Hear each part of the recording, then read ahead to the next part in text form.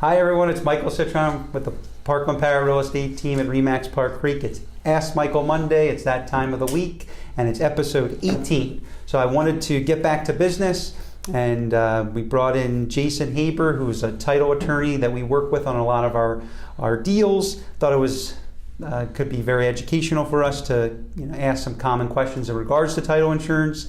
So Jason, I appreciate you coming on. Thank you for rescheduling with us. And I wanted to first have you introduce yourself to our audience, tell us a little about your experience and what you do. Sure. I'm a managing partner at Haber Blank LLP. We've been in practice together we just hit our 5-year mark last week. And I've been practicing as an attorney for just over 10 years, 10 and a half years, give or take. A significant part of the practice is real estate related, whether it be title work, litigation, and we practice a variety of different areas between all the attorneys in the firm. Great. I think a lot of people don't know a lot about what title insurance is. When you're buying a house, what is title insurance? So if you could just briefly tell what title insurance is, I'd appreciate that. Sure. The simple answer is you're insuring that you own something. So when you purchase a house, you're buying a piece of land, everything that goes along with that. And that insurance is saying that the title was marketable when it was transferred to you. So, for example, if you have a survey of that land with showing the property on there and that survey didn't connect, you have a problem. Mm-hmm. Things of that nature, the insurance company is going to step in and cover problems, or if there's liens that are unheard of or didn't come up. It's important to have. Okay, and do you need title insurance? What happens if you don't have it? You're not required to get it, but it is absolutely by far the smartest thing you can do with any closing. If you don't purchase title insurance, you are leaving yourself open for things that tend to cost a whole lot more than the insurance premium was. Perfect example, if there's a mortgage that wasn't paid at the closing, maybe it was a second lien, a home equity line, and maybe that's $80,000, $90,000, $100,000. Well, that's going to be coming out of your pocket, or they'll be foreclosing on the property. That's just one example. There are many, many examples of problems that could come up where if you didn't have that title insurance in place, you're responsible for it. Your property is what's subject to pay that off. So if you bought a house where the previous owner didn't pay off the mortgage or had a lien on the house, as soon as you close on it, it could be something hundreds of thousands of dollars in debt. You're subject to that. Absolutely. Even worse, it could be a scenario where there's a continuing fee that's coming on, a city lien that's maybe accruing at $30 or $100 a day, and maybe part of it was paid, not all of it. And all of a sudden, what might have been a $30 or $100 problem is several $1,000s. That insurance is what's going to come in and both pay it and defend any issues and resolve the issues to make sure that the title is clear. Okay. Commonly, what does title insurance cost? How do they come up with the cost? And average in Parkland, our real estate sales price is about $600,000. So what is it cost, and what would it be on a $600,000 house? So title insurance in the state of Florida is set by the promulgated rate, which means it's a statutory rate, very simply. Any title insurance agent should have the same rate. With little exception, there are some ways to get rebates or to lower that rate. So that's going to be set no matter where you go. As far as a $600,000 house, just a ballpark, it's approximately $3,500 to $3,600. There is some factors in there, whether or not you have a loan, because there's an owner's policy and a lender's policy, okay. Which if there's endorsements, it may add a couple of dollars here and there. But ballpark is about $3,500. So using any title company, they all pretty much for the title insurance aspect of the purchase would be about the same. Everyone should be identical. It's a good question because I've seen different ones from different attorneys. So legally, that's a legal thing. You have to have it promulgated. Yep. Everyone has to follow the statutory rate. The exception that I mentioned before, if there's a prior policy and it's within a certain time frame, you can get a discount on that rate. I've had that happen where the buyer, seller needs to sell fast, and they recently purchased a property. So I've seen that. How soon should title be pulled on a property? Say it's a purchase. What's the time frame for pulling title? So I like to pull it as soon as possible without being too early. Typically, your closing is going to be 30 to 45 days out.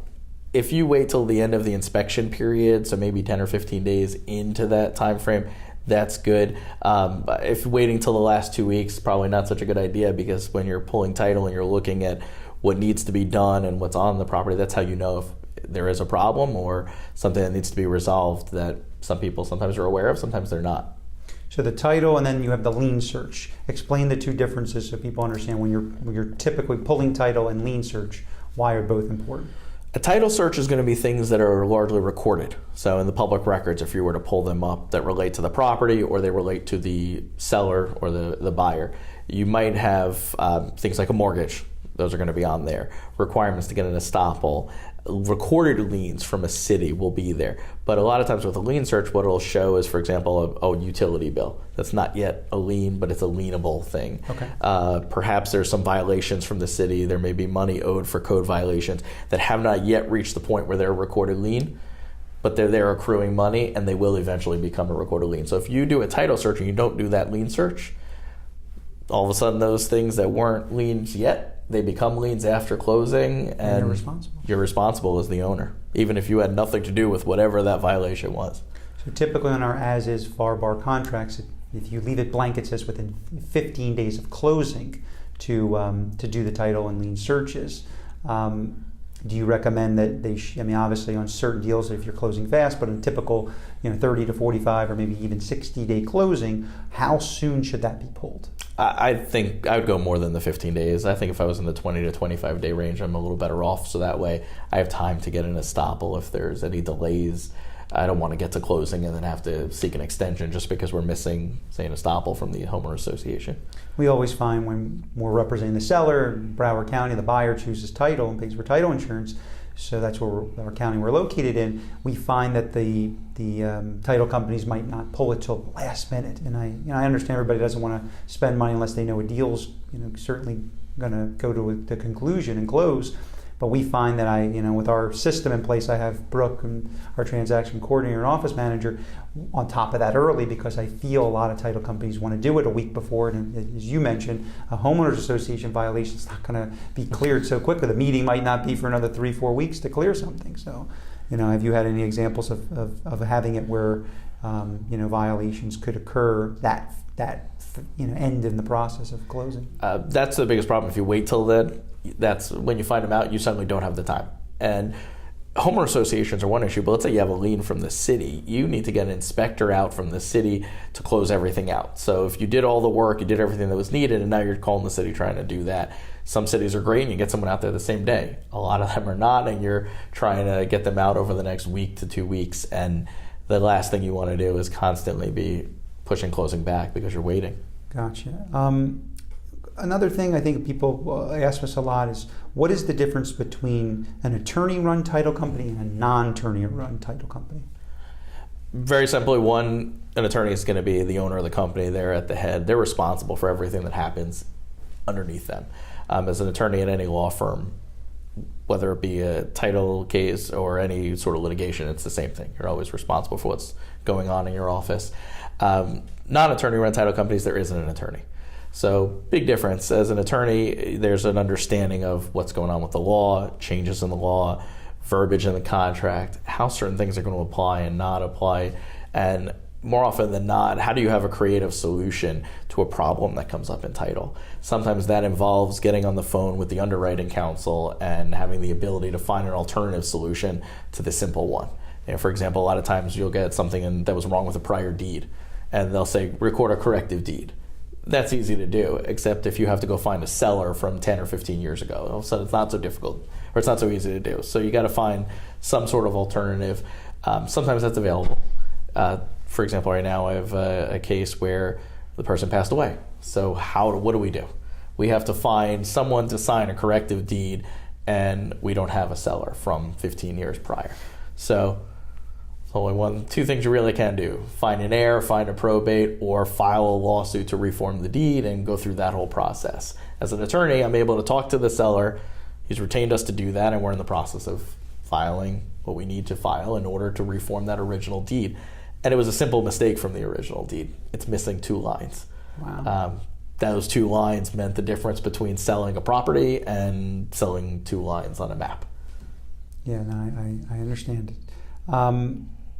So also, obviously, what would be the benefit for a buyer, in this market right now, having an attorney actually help them through the process from they're looking to put an offer together, they're just getting started, a little nervous. We explain a lot to our clients, but what would be the benefits of having an attorney help through the process of the contract? It's obviously a very long contract. How would that help with an attorney like yourself involved in the beginning? So if we get involved early on, before the contract's signed, if there's any special circumstances, anything in particular that a buyer wants to make sure is happening, we're able to help with verbiage to make sure whether they're adding an addendum or just adding a little bit of language to clarify something.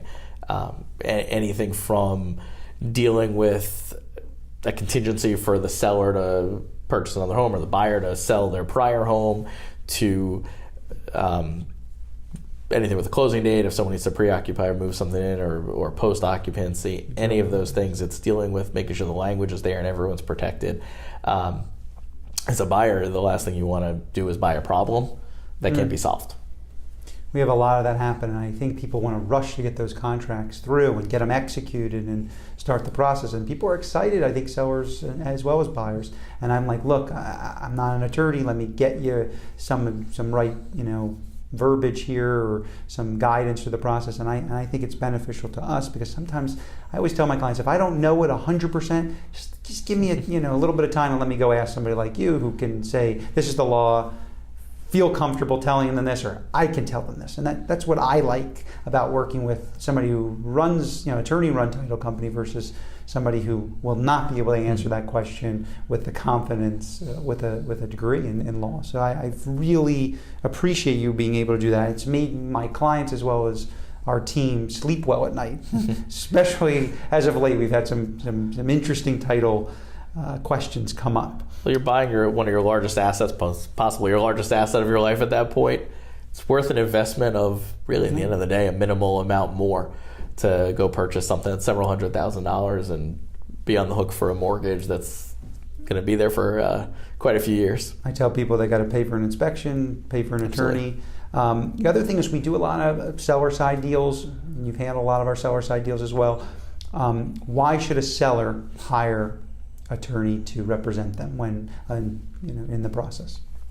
Seller has just as much of an interest in getting everything closed as the buyer does.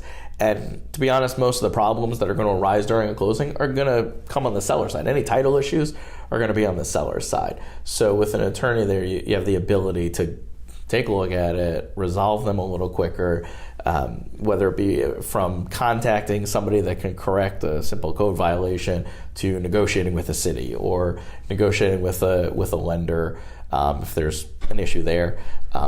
But that's where the issues are going to come up. So you have to have that ability to look at it, determine what needs to happen, and then execute on what needs to happen. As opposed to saying to someone, okay, here's the problem. Here's an attorney here's a couple of attorneys you might want to go hire. You have that relationship and the rapport that you can develop. I also see when we have a seller side, we represent the seller and the seller asks us, I always say once we get the deal under contract, I let them know about seller side representation very early in the process, but I do want people to understand if you are selling your house and in Broward County where we are located and we do a lot of business here, the buyer chooses the title company, so they pay for title insurance.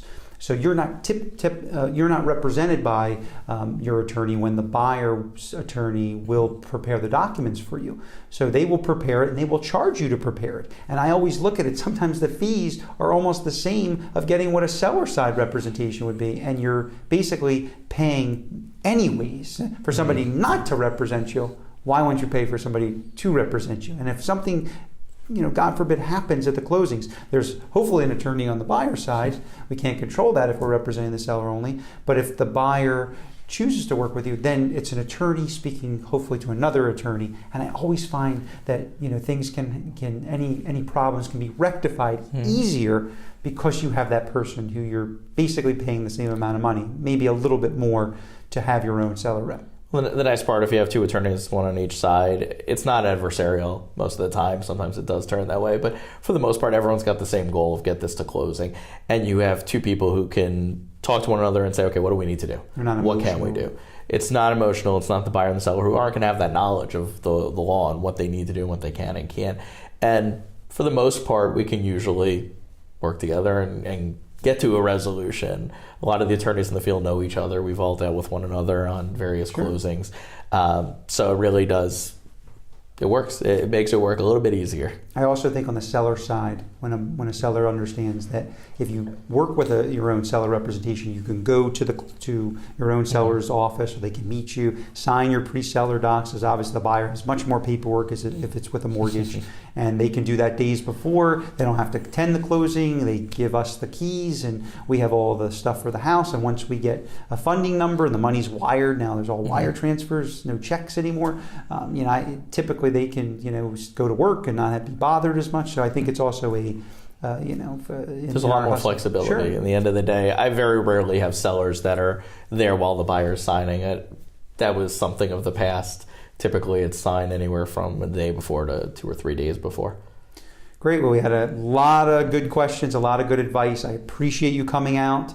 Obviously, this is episode 18, and we will have an episode 19. If you guys have any questions, be happy to ask Jason. How would somebody contact you, Jason? What is your phone number, your website? Sure. Our phone number is 954-767-0300. You can email me at jhaber, JHABER, at haberblank, HABERBLANK.com. That's our website, haberblank.com. Feel free to reach out to us anytime. For all your real estate needs, give us a call. We're here to help you. Have a great night, and I will see you next week. Take care. Thank you.